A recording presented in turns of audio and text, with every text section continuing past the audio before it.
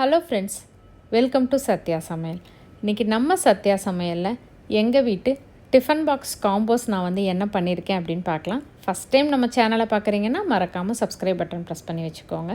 வாங்க இப்போ நம்ம வீடியோவுக்கு போகலாம்.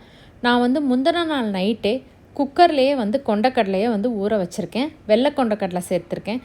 தேவையான அளவுக்கு கல் உப்பு சேர்த்து நம்ம வந்து கொண்டக்கடலையை வேக வச்சு எடுத்துக்கலாம். 3-4 விசில் விட்டோம் அப்படின்னா கொண்டக்கடலை வந்து சீக்கிரமாக வெந்துடும், வேகட்டும். இன்றைக்கி வந்து ஃப்ரூட் பிரேக்குக்காக நான் வந்து கிரேப்ஸ் எடுத்திருக்கேன். கிரேப்ஸை வந்து தண்ணியில் சேர்த்துட்டு கொஞ்சமாக வந்து கல்லுப்பு போட்டு ஒரு அரை மணி நேரத்துக்கு ஊற வச்சுக்கலாம். ஏன்னா நிறையா வந்து பெஸ்டிசைட்ஸ் அடிச்சிருப்பாங்க கிரேப்ஸில். ஸோ அதெல்லாமே வந்து போகிறக்காக உப்பு போட்டு ஒரு அரை மணி நேரம் நம்ம வந்து ஊற வச்சு எடுத்துக்கலாம்.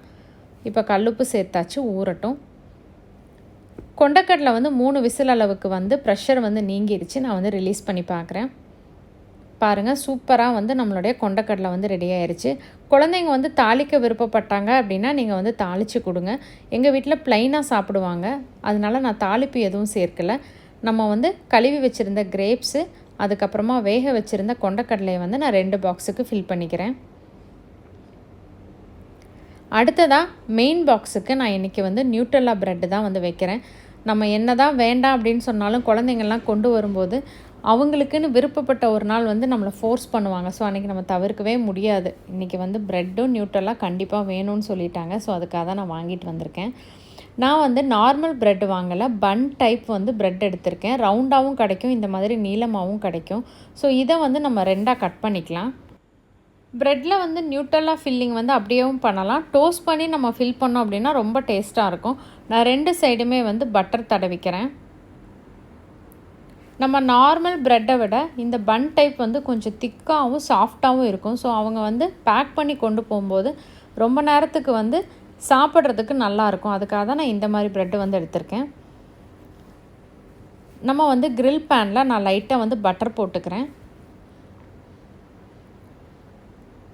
பேன் வந்து நல்லா சூடானதுக்கப்புறமா நம்ம வந்து ஏற்கனவே பட்டர் போட்டு வச்சுருந்த ஒவ்வொரு ப்ரெட்டையும் வந்து நம்ம டோஸ்ட் பண்ணி எடுத்துக்கலாம். 2 சைடுமே நல்லா டோஸ்ட் பண்ணி எடுத்துக்கலாம்.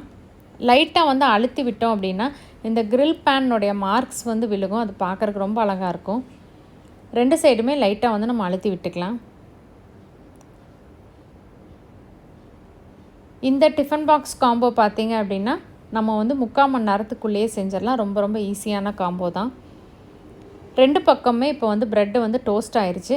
டோஸ்டான ப்ரெட்டு எல்லாமே ஒரு 10 நிமிஷத்துக்கு நம்ம ஆற விட்டுக்கலாம். ஆறுனதுக்கு அப்புறமா நம்ம வந்து நியூட்டெல்லா ஸ்ப்ரெட் பண்ணிக்கலாம்.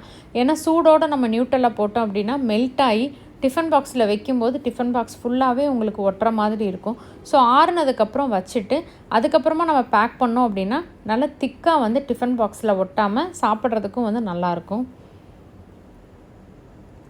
அவ்வளோதாங்க, இன்றைக்கி வந்து சிம்பிளான டிஃபன் பாக்ஸ் காம்போ வந்து நமக்கு ரெடி ஆயிடுச்சு. கண்டிப்பாக இந்த டிஃபன் பாக்ஸ் காம்போ உங்களுக்கு வந்து பிடிச்சிருந்தது அப்படின்னா உங்கள் வீட்டு குட்டீஸ்க்கு நீங்கள் வந்து செஞ்சு கொடுங்க. இந்த வீடியோ உங்களுக்கு பிடிச்சிருந்தா மறக்காமல் உங்கள் ஃப்ரெண்ட்ஸ் எல்லாத்துக்கும் ஷேர் பண்ணுங்கள், லைக் பண்ணுங்கள், கமெண்ட் பண்ணுங்கள். நம்ம சேனலை சப்ஸ்கிரைப் பண்ணுங்கள். சுவை இருந்திட சுவைத்து பாருங்கள். தேங்க்யூ.